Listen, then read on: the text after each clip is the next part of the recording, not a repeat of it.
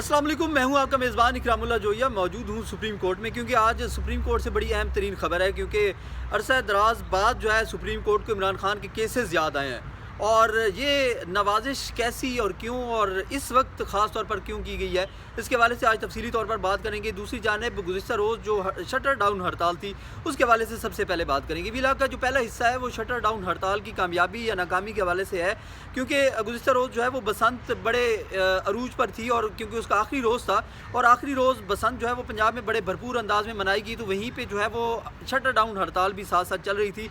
तो कितनी shutter down हड़ताल कामयाब रही और कितनी जो है वो बसंत जो है वो कामयाब रही या बसंत ने कितना गलबा पाया शटर डाउन हड़ताल के ऊपर, इस हवाले से मेरी बैरिस्टर गौर के साथ जो चेयरमैन पाकिस्तान तहरीक इंसाफ हैं उनसे तफसीली तौर पर बात हुई है। सबसे पहले मैं आपको चेयरमैन पाकिस्तान तहरीक इंसाफ बैरिस्टर गौर की गुफ्तगू सुनाऊंगा कि उन्होंने इस शटर डाउन हड़ताल और बसंत को ओवरऑल कैसे जो है वो देखते हैं, उनके साथ जो गुफ्तगू हुई। आइए सबसे पहले वो सुनते हैं, उसके बाद विला के अगले हिस्से की तरफ बढ़ेंगे। आइए चलते हैं, सबसे पहले बैरिस्टर गौर की गुफ्तगू सुनते हैं। बैरिस्टर गौर साहब ये बताइएगा, कल जो शटर डाउन हड़ताल थी क्या आप मुतमईन हैं कि कामयाब रही? क्योंकि आपके जो मुखालिफिन हैं वो कह रहे हैं कि बसंत के नीचे दब गई आपकी हड़ताल। देखिए, बसंत शतंत कोई नहीं था, बसंत सिर्फ लाहौर में था। पूरा पाकिस्तान है, बलूचिस्तान है, सिंध है, KP के पंजाब है, इस्लामाबाद है।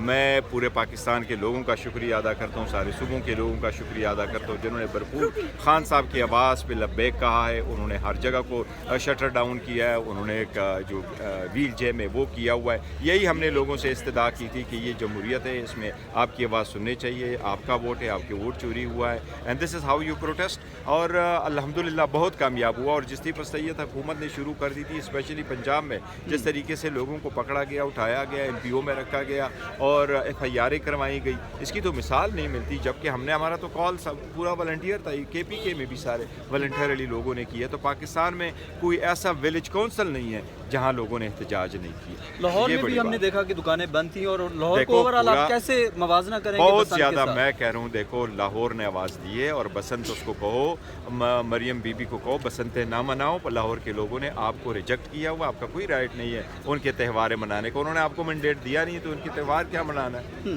अच्छा बैरिस्टर साहब, आज जो आप सुप्रीम कोर्ट में आए हैं इसका मुख्तसरन खुलासा बता दीजिए। देखिए, सुप्रीम कोर्ट में हमारे केसेस पहले से पड़े थे, कुछ हमारे कुछ प्रोसिक्यूशन के, लेकिन इनमें से 3 केसेस ऐसे हैं जो आज से कल पे गए हैं। ये 3 वो केसेस थे जो हमने खान साहब की कन्विक्शन, हुमायूं दिलावर साहब की कन्विक्शन से पहले थी।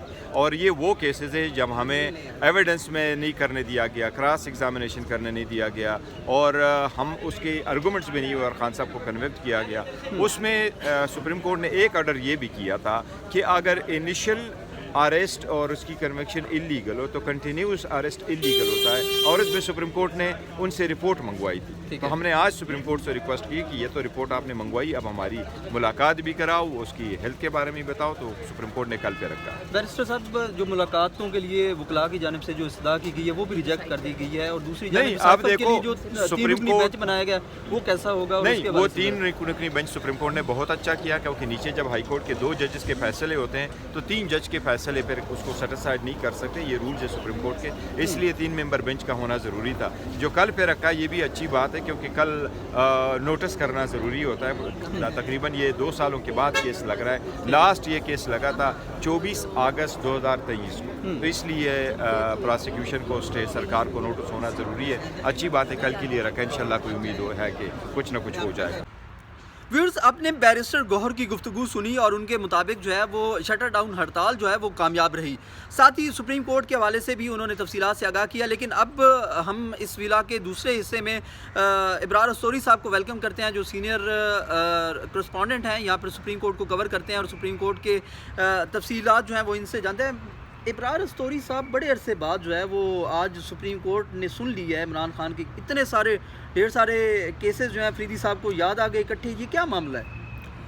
असल में वो इकराम चीफ जस्टिस से आया अफरीदी साहब जो है ना, उनके ऊपर हमेशा से ये तनकीद होती रही है क्योंकि 3 जजेस को छोड़कर उनको चीफ जस्टिस बनाया गया, सीनियर जजेस को छोड़ के। उसके बाद PTI के हवाले से उनका किरदार 26वीं तरमीम, 27वीं तरमीम, सारे किरदारों पे उनकी खामोशी थी।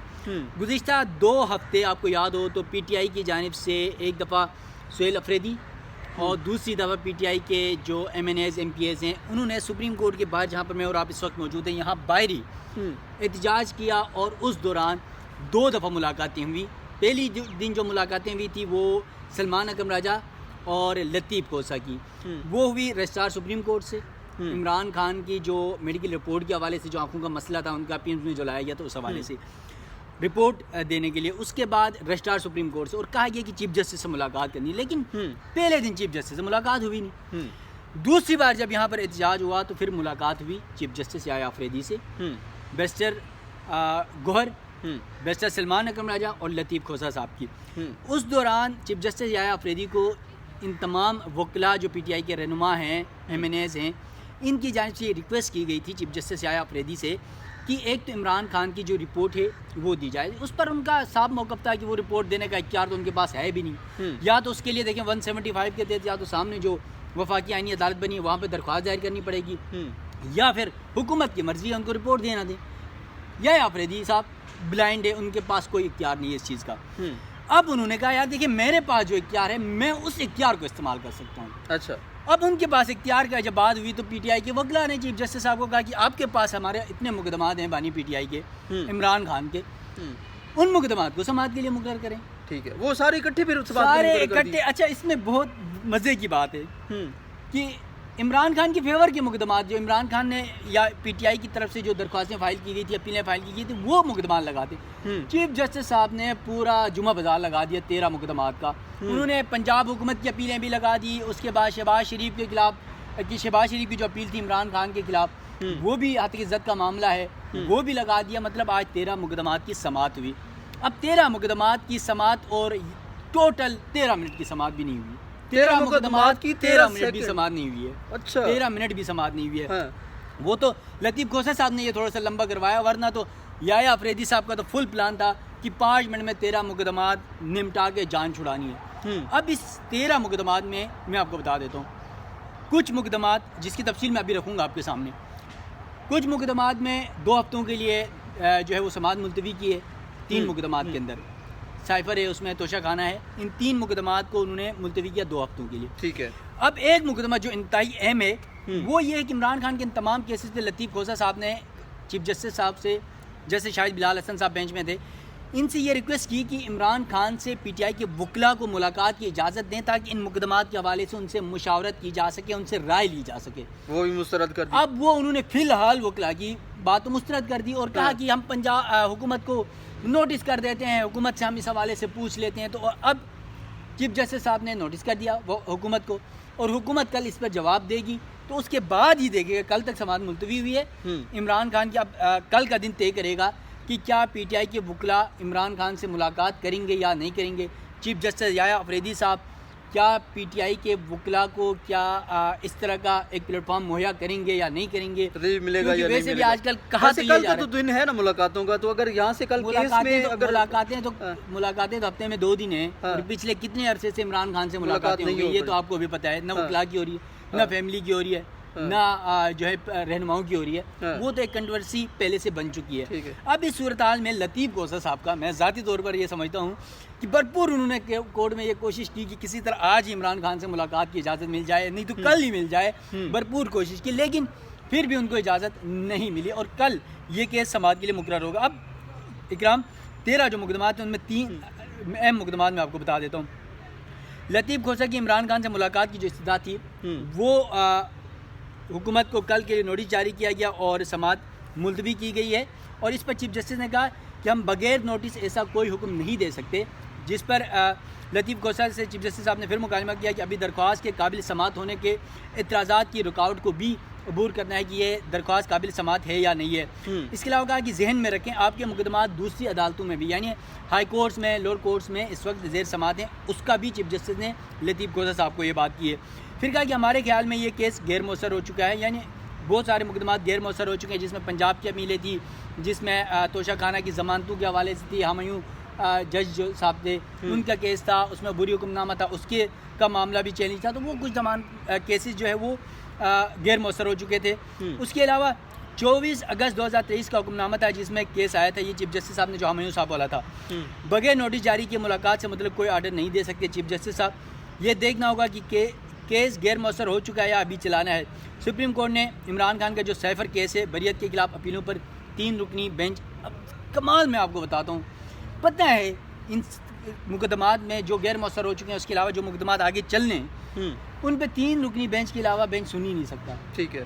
چیف جسٹس صاحب 2 رکنی بینچ میں لگا کے بیٹھ گئے. وہ اس لیے کہ یار پی ٹی آئی کو تھوڑا سا لارے دینے تھے. تو چلو انہوں نے کہا یار کہ پی ٹی آئی والے تھوڑے سے خوش ہو جائیں, اور کل سے بڑی ہائی کریٹ ہو گئی, اوہ 13 مقدمات سپریم کورٹ میں عمران خان کے لگ گئے ہیں, تو پتہ نہیں عمران خان کی رہائی ہو جائے. ان تمام کیسز کا عمران خان کو 1 ٹکے کا فائدہ نہیں ہے جتنے آج یہاں سپریم کورٹ میں لگائے گئے ہیں. سائفر والا کیس ہے, اس میں بھی آپ کو پتہ ہے حکومت اپیل پہ آئی ہوئی ہے.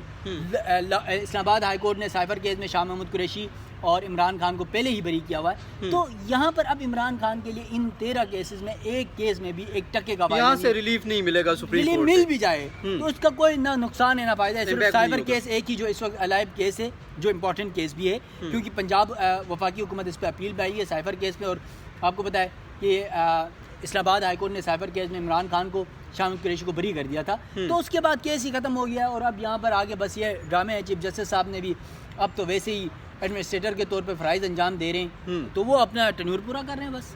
بہت شکریہ جی ابرار الصوری صاحب, آپ نے تفصیلات سے آگاہ کیا. ویورز, ہم نے بڑا ایکسکلوسیو ویلاگ جو ہے وہ آپ کے ساتھ شیئر کیا, جس میں چیئرمین پاکستان تحریک انصاف بیرسٹر غور کی بھی گفتگو آپ نے سنی. ابرار الصوری صاحب نے آپ کو تفصیلی طور پر بتایا کہ آج اس میرے کم میں جو بلڈنگ آپ کو نظر آ رہی ہے سپریم کورٹ, اس میں کیا ہوا اور کیا ریلیف جو ہے وہ متوقع ہے یا کیا مل سکتا ہے ریلیف. عمران خان کے کیسز کے حوالے سے 13 کیسز تھے, ان کی تمام کیسز کی تفصیلات ابرار الصوری صاحب نے آپ کے ساتھ شیئر کی. آپ کو یہ ویلاگ کیسا لگا؟ کمنٹس کے ذریعے اپنی رائے کا ضرور اظہار کیجیے گا. اللہ نگہبان.